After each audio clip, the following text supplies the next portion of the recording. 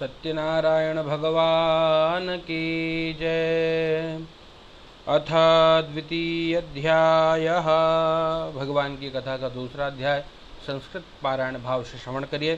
सूत उवाच अथान्यतं प्रवक्ष्यामि कृतं येन पुरा द्विजाः कश्चित् काशीपुरे रम्ये ह्यासीद् विप्रोति निर्धनः क्षुद्रुभ्या व्याकुलो भूत्वा नित्यं बभ्राम भूतले दुःखितं ब्राह्मणं दृष्ट्वा भगवान् ब्राह्मणप्रियः वृद्धब्राह्मणरूपस्तं पप्रच्छ द्विजमादरात् किमर्थं भ्रमसे विप्र महिं नित्यं सुदुःखितः तत्सर्वं श्रोतुमिच्छामि कथ्यतां द्विजसत्तमा। ब्राह्मण उवाच ब्राह्मणोऽति दरिद्रोऽहं भिक्षार्थं वै भ्रमे महीम् उपायं यदि जानासि कृपया कथय प्रभो। वृद्धब्राह्मण उवाच सत्यनारायणो विष्णुर्वाञ्छितार्थफलप्रदः तस्य त्वं पूजनं विप्र कुरुष्व व्रतमुत्तमं यत्कृत्वा सर्वदुःखेभ्यो मुक्तो भवति मानवः। विधानं च व्रतस्यापि विप्राय भाष्ययत्नतः सत्यनारायणो वृद्ध तत्रैवान्तरधीयत तद्व्रतं संकरिष्यामि यदुक्तं ब्राह्मणेन वै इति संचिन्त्य विप्रोऽसौ रात्रौ निद्रां न लब्धवान्। ततः प्रातः समुत्थाय सत्यनारायणव्रतं करिष्य इति संकल्प्य भिक्षार्थमगमद्विजः। तस्मिन्नेव दिने विप्रः प्रचुरं द्रव्यमाप्तवान्। तेनैव बन्धुभिः सार्धं सत्यस्य व्रतमाचरत। सर्वदुःखविनिर्मुक्तः सर्वसम्पत्समन्वितः बभूव स द्विजश्रेष्ठो व्रतस्यास्य प्रभावतः। ततः प्रभृतिकालं च मासि मासि व्रतं कृतम्। एवं नारायणस्येदं व्रतं कृत्वा द्विजोत्तमः सर्वपापविनिर्मुक्तो दुर्लभं मोक्षमाप्तवान्। व्रतमस्य यदा विप्र पृथिव्यां संकरिष्यति तदैव सर्वदुःखं तो मनुजस्य विनश्यति। एवं नारायणेनोक्तं नारदाय महात्मने मया तत्कथितं विप्राः किमन्यत् कथयामि वः। ऋषयः ऊचुः तस्माद्विप्राच्छ्रुतं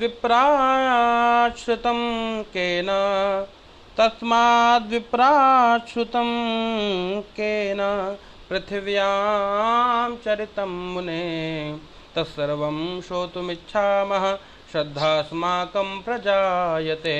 सूत उवाच शृणुध्वं मुनयः सर्वे व्रतं येन कृतं भुवि एकदा स द्विजवरो यथा विभवविस्तरैः बन्धुभिः स्वजनैः सार्धं व्रतं कर्तुं समुद्यतः।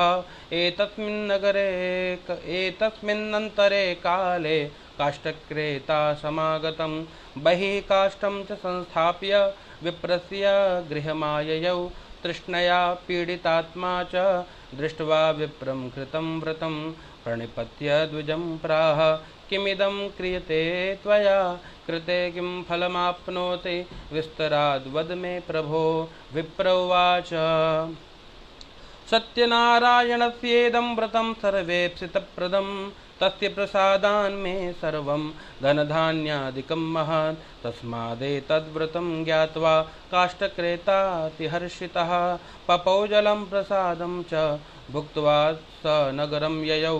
सत्यनारायणं देवं मनसा इत्यचिन्तयत काष्ठं विक्रयतो ग्रामे प्राप्यते चाद्य यद्धनं तेनैव सत्यदेवस्य करिष्ये व्रतमुत्तमम् इति संचिन्त्य मनसा काष्ठं धृत्वा तु मस्तके जगाम नगरे रम्ये धनिनां यत्र संस्थितिः।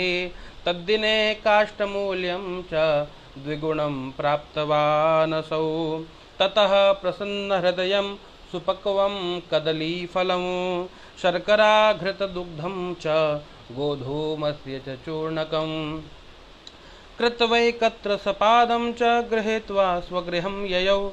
ततो बन्धुं समाहूय चकार विधिना व्रतं तद्व्रतस्य प्रभावेण धनपुत्रान्वितो भवत् इहलोके सुखं भुक्त्वा चान्ते सत्यपुरं ययौ।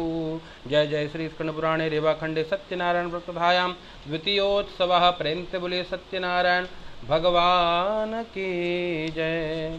दूसरे अध्याय की कथा संक्षेप में सुनाने का प्रयास करूं हिंदी में, ताकि आपको समझ में आए कि पारायण में कहा क्या है, भगवान की वाणी क्या है। श्री वेदव्यास भगवान के द्वारा रचित, कहते हैं जो अष्टादश जो महापुराण है, 18 पुराणों में से एक पुराण है स्कंद पुराण। स्कंद पुराण के अंतर्गत जो रेवाखंड है उसमें भगवान की कथा है।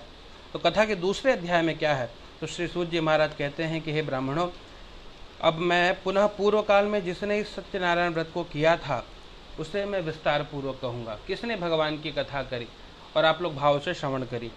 तो कहते हैं कश्चित काशीपुरे रम्ये ह्यासीत् विप्रोति निर्धनः। रमणीय काशी नामक नगर में कोई अत्यंत निर्धन ब्राह्मण रहा करता था, बहुत निर्धन ब्राह्मण।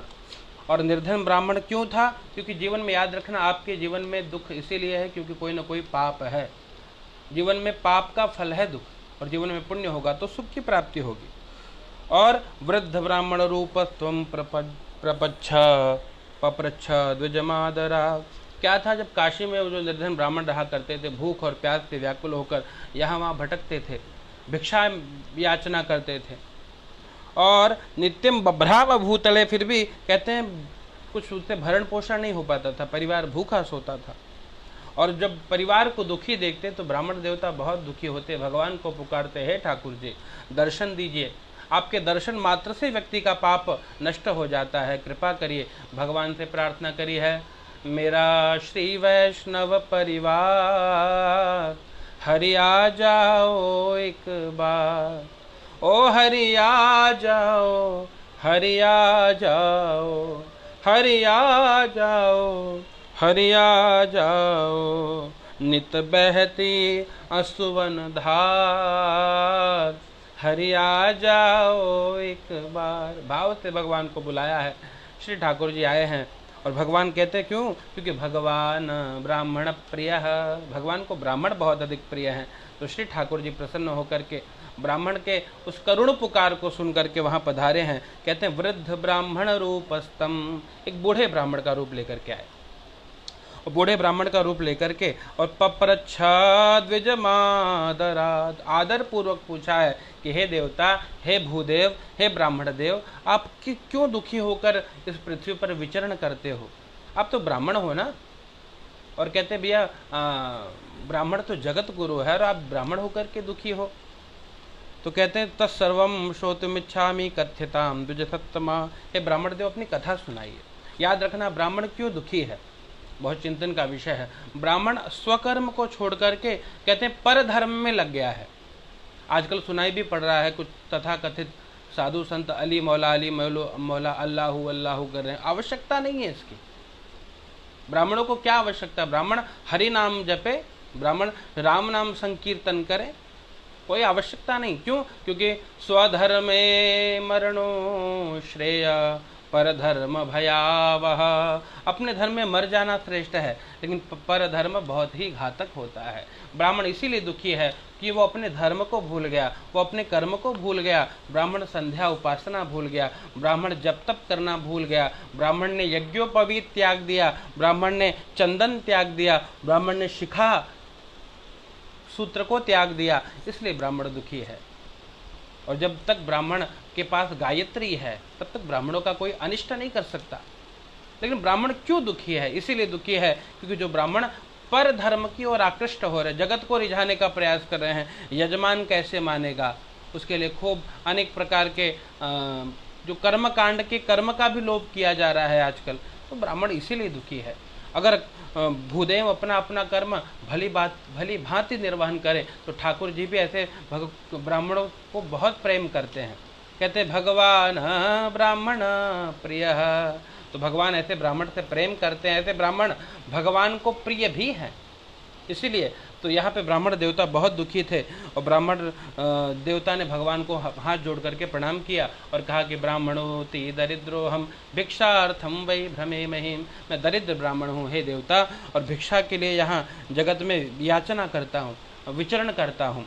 अगर कोई उपाय जानते हो कि ये भिक्षाटन छूट जाए तो मुझे बताइए। भगवान ने कहा, जो बूढ़े ब्राह्मण का रूप धारण किए थे, कि भैया सत्यनारायणो विष्णुर्वांछितार्थ फलप्रदः, श्री सत्यनारायण सभी प्रकार की कामना को पूर्ण करते हैं, तो आप उनका पूजन करिए, उत्तम से उत्तम भगवान का व्रत करिए, आपको सब कुछ प्राप्त होगा। क्योंकि यत् कृत्वा सर्व दुखेभ्यो मुक्तो भवति मानवः, जिसको करने से मानव सभी प्रकार के दुखों से मुक्त हो जाता है।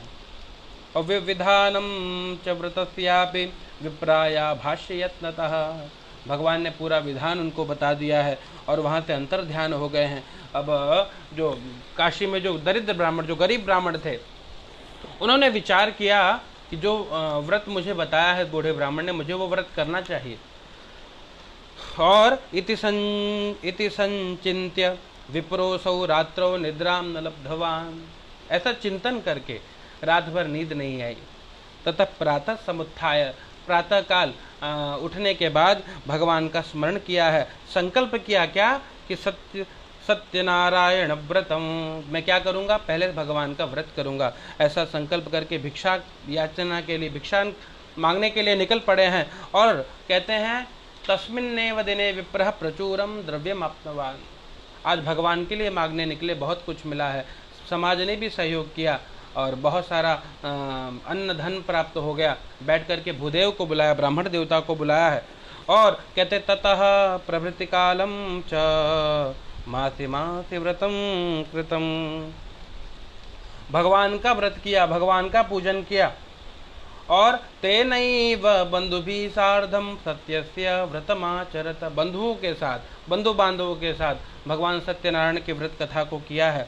इससे क्या हुआ, फल ये मिला कि सर्व दुख विनिर्मुक्तः, भगवान की कथा का फल क्या है कि आप सभी दुखों से मुक्त हो जाओगे। तो सभी दुखों से मुक्त होकर के और सर्व संपत् समन्वितः, सभी प्रकार की संपत्ति आ गई है। अब बभूवा सा द्विज श्रेष्ठो व्रतस्यास्य प्रभावतः, श्रेष्ठ ब्राह्मण बन गए, बहुत सारा धन आ गया। याद रखना, कहते हैं भैया जिसके घर अमीरी का शजर लगता है उसका हर ऐब भी हुनर लगता है।